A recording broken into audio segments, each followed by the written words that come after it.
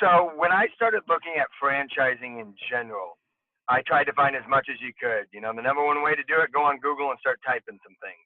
But with that became a lot of things on YouTube, a lot of things on search engines, and a lot of things in written material. And one of the written material that had great reviews was a book called The Educated Franchisee.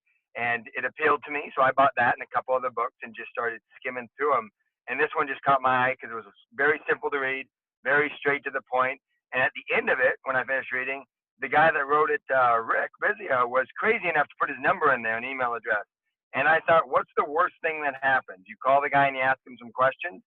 And that night when I did it, I got a response immediately. And it's funny how that story happened because, you know, years later when we still talk and Rick and I have now had a connection through a lot of things, it all started with a book of a person putting a number or email in the back of it. Say it this way, my business partner and I, when we looked at it, I come from the world of founding things from scratch, where I have had the opportunity to design things from scratch and replicate them and be very good at it. And so when I was starting doing this, I said, why would I ever need a franchise? And someone told me about it because I can do stuff on my own. I've always done stuff on my own, and I think my ideas are pretty darn good. The thing I learned is not that my ideas aren't good. The question is, how much time do you have in life, and how long down the road do you need the money in that time? So when I look at my own idea, let's say I invented a coffee shop, you're going to have 6 to 12 months of designing it, thinking it through, working with people to design that idea. Then you've got your year of finding a lease and doing all that stuff. Then let's pretend that all works out. Then you're going to have a year or two of proof of concept before you can ever replicate it. So you're 4 or 5 years down the road before you could become the franchisor or replicator.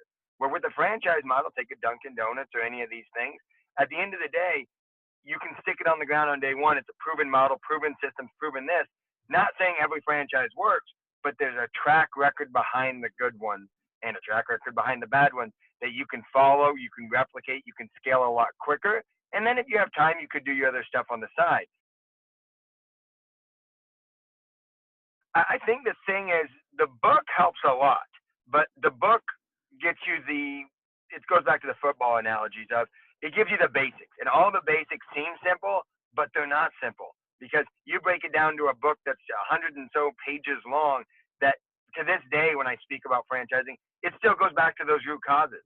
It's no different than a book like How to Win Friends and Influence People. Common sense stuff that's not so common sense. Same thing I feel like the educated franchisee does. You know, when I reread that book or flip through it or talk to Rick Bisio about it, it's the same concepts that keep coming up. You know, what appeal do you want? What lifestyle do you want? What type of products do you want to be involved in? What don't you? And some of those are easy answers. Some of those are much harder answers. And it's funny now, years later doing this, some of those I probably should have answered differently. But at the time, I didn't know what I know now. So it's easy to say now I would have answered some of those differently about, you know, does the brand have to be sexy to you? Do you have to be able to tell your friends that you own a blank and they have to know what it is? Or is it okay to own something that they don't know what it is, but it does very well in the money side or the cash flow side? Those are things I think over time that have made more sense to me when I reread the book. But at the time, it gave me every nuts and bolts I needed to think through questions that I had not yet. The number one thing I still go back to is that you really are getting into a relationship with these franchisors, and you really got to understand them. So it's one thing that their FDD looks good, it's item 19 looks fine, all that stuff, but you're marrying these people a little bit and their systems and their processes and their corporate structures. And so those discovery days and meet the team days are invaluable. I think that's the biggest thing that Rick really helped me realize is that it's not a one size fit all, and you really got to understand, you know, what you're looking for, if it's brand awareness, if it's support, if it's whatever, and understand if the franchisee has that, or if they don't, what they're doing to combat it with what skill set you have. I've been doing franchising now for over 2.5 years from the franchisee perspective. I always say now I've been doing franchising my entire life of professional because everything I used to do, maybe it wasn't called franchising, but was replicating great models and systems. So I didn't realize that till after the fact, but actual franchising 2.5 years. And I think the thing that I still, you know, call Rick for, still pick his brain about, still go down the road on is great business is great business, and great processes are great processes. And during the process, you really got to take a growth mindset into whatever experiences you had in your life, be it coming from IT or tech or corporate America or teaching or nursing, or it doesn't matter. You bring a skill set in. But the other thing you bring in that I think a lot of people forget is 25, 35, 55, 80 years on this earth of experience of living, maybe not in the business sector, but living. And I think that's a lot of what people forget about when they bring it to the table in franchising is you have a lot of experiences in life. You go to restaurants, you go to retail, you go to get your house cleaned, you go to a lot of these franchise businesses already, and you have the customer experience. And I think that's something I continually draw back on now when I walk into businesses and I'm like, thank God I didn't invest in this franchise. And not that it's not a great product I enjoy going to, but I would never want to be on the other side of owning it. Then there's other businesses where I walk into today and I'm like, these aren't the sexy businesses. They're not.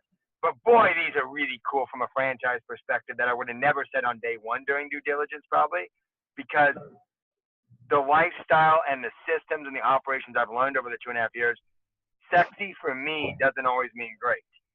Cash flow and proven models, and I've learned low employee models work better for Aaron, for my operating skills.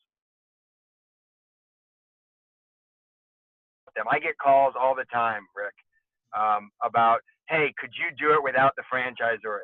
Aaron, you're a smart guy. You could do it without him, right? It's easy for me to say, yeah, I could do it now without him, but now I know everything that they've taught me. So no, I couldn't. Aaron, you could have done it without Rick Bisio because, Rick's just another guy that positioned you in the right place. Yeah, but I would have never been in this position without it. It's like saying you could have raised yourself without your parents. Now that your parents have done it, it's probably easy to say.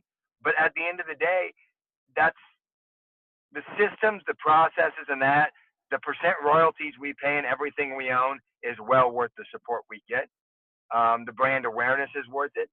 Are there flaws? Absolutely. Is it a golden road and we skip down every day and life is easy? No. But is the support system of being part of something bigger than yourself, having a network of people like Rick I can call on, even if we're not buying new things, that I can pick his brain because he's been a franchisee before and on multiple sides of this, you can't pay for that. I always say I have multiple master's degrees and they're great and they look really nice on a wall. I learn more in a conversation with a Rick or more in a conversation of a training day that's really down and dirty than I did my entire master's degree. Because hands-on experience, you can't pay for it. So if you're going to pay 70, 80, 90 grand for an MBA, some of this will teach you about an MBA in about one day of the School of Hard Knocks in franchising. I think the educated franchisee process and Rick Bisio, I think that's one thing I've learned too in this whole process is franchise consultants are much like franchisees. There's the good, the bad, and the ugly. And I don't say that because of that. It's like realtors or anything else. If you find the good ones, and Rick's the best there is, and that book is as simple as it gets and the best there is, you don't screw them up. Why? Because they're the good ones. Is there a lot of stuff out there that's smoke and mirrors and people that'll tell you they can get a proven model that's doing this and that? If it was easy or if someone tells you it's easy, they're wrong. But if they tell you there's a process, there's systems to follow, if you read the book, you follow the systems, you get on a call with Rick, you walk through it and you listen and you follow the procedures, it's a no-brainer. This is a successful system and process to do.